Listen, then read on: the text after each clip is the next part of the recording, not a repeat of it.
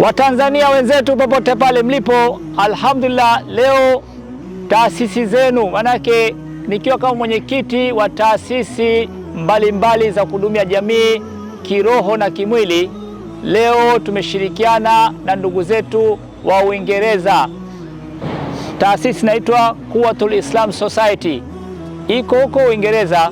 Wametuletea bahasha hizi kwa ajili ya kuwafurahisha ndugu zetu wa Tanzania.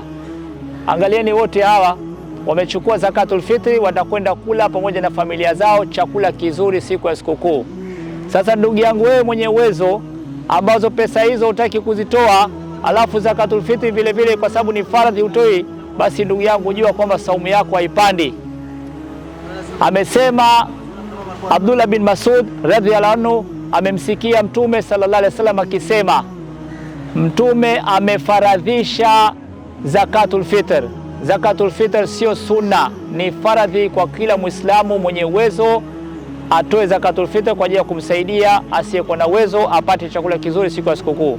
Alhamdulillah, ndugu zetu hawa wanakwenda kupata chakula kizuri kutoka Uingereza.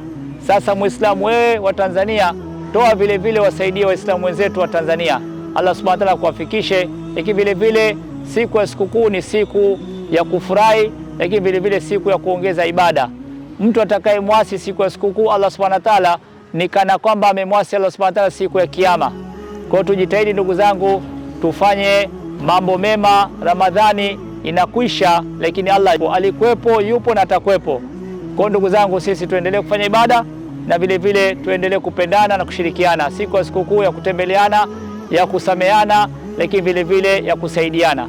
Allah subhanahu wa ta'ala kuwafikishe wewe na mimi na sote ambao tunafanya kazi hizi. Jazakumullah khair wa asa jaza fi darin. Shukran.